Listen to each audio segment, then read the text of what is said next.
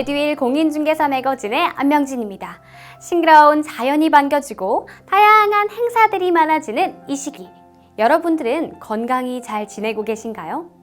오늘 매거진에서는요, 핫 키워드와 이 시기 학습 방법에 대해 알려드립니다. 먼저 핫 키워드부터 살펴볼까요? 핫 키워드는 바로 전자통신기기 관리 지침입니다. 전자기기 관리 지침? 그게 뭐지? 하고 생각하시는 분들 많으실 겁니다. 공인중개사 시험 진행 시 빠르게 계산 문제를 풀기 위해 계산기 등 전자기기를 소지하고 가는데요. 한국산업인력공단에서는 국가자격시험의 부정행위를 예방하기 위해 국가전문 자격시험 전자기기 관리 지침을 발표했습니다. 주요 내용을 살펴보면 첫 번째, 전자계산기 등 소지를 허용한 물품을 제외한 전자통신기기의 시험장 반입 원칙적 금지.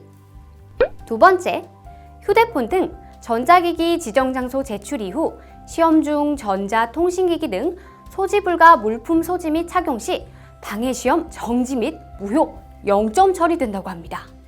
공인중개사 시험의 경우 계산 문제가 꾸준히 출제되고 있어 전자계산기는 필수 준비물이라고 할 수 있는데요. 전자기기 관리 지침에 따라 계산기는 한 개만, 공학용 계산기와 재무용 계산기 등 데이터 저장 기능이 있는 계산기는 반드시 메모리 카드를 제거하시고 응시하시기 바랍니다.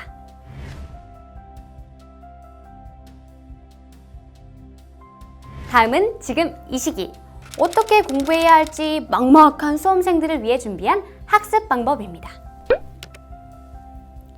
5월에서 6월은 기출 공략 및 핵심 정리 과정으로 진행됩니다. 학습 시간에 따라 동차를 선택해야 할지 순차를 선택해야 할지 결정하고 학습하는 것이 필요합니다. 또한 초시생의 경우에는 보다 효과적인 학습을 위해 기본 이론부터 수강해야 하며 기초 이론은 용어 위주로 보완하는 것이 좋습니다. 5월에서 6월 과목별 학습 방법에 대해 좀 더 자세히 안내드리겠습니다. 먼저 개론의 경우 매년 계산 문제가 약 20%가 출제되는데요. 계산 문제의 경우 수험생 대다수 분들이 어려워하는 파트이지만 기본 공식만 암기하고 기출문제만 잘 활용해도 기본 득점은 가능하니 포기하지 말고 꾸준히 학습해야 합니다. 민법의 경우 판례형 문제에 집중하셔서 학습해야 합니다. 특히 사례를 다각도로 묻는 문제에서 당락이 결정되는 경우가 많으므로 충분히 익히고 연습해야 안정적인 합격 점수 확보가 가능합니다. 중개의 경우 실무가 약 12문제 정도가 출제되는데요. 실무보다는 약 28문제가 출제되는 법령의 비중을 두어 학습하는 것이 유리합니다. 공법의 경우 국계법의 출제 비중이 30%로 비교적 높고 개발법, 정비법과의 관련성도 매우 높으므로 5월에서 6월에 우선 학습해두는 것이 좋습니다. 공시법, 세법의 경우 등기 12문제, 공간 12문제, 세법 16문제로 구성되어 있어 비교적 점수 확보가 용이한 공간법, 세법 위주의 학습을 추천드립니다. 공인중개사 시험을 응시하고자 하시는 분들 중 동차 합격을 원하시는 분들도 많으실 텐데요. 5월에서 6월에 시작하셨다면 꾸준한 학습이 반드시 필요하며 요일과 과목을 정해 하루에 한 과목씩 학습하는 것을 추천드립니다.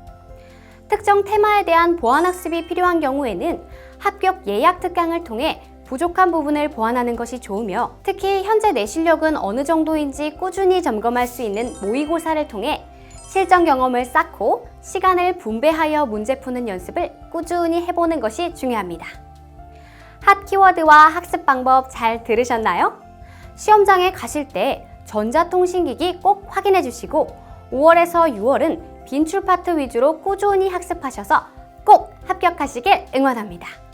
지금까지 에듀윌 매거진의 안명진이었습니다. 안녕!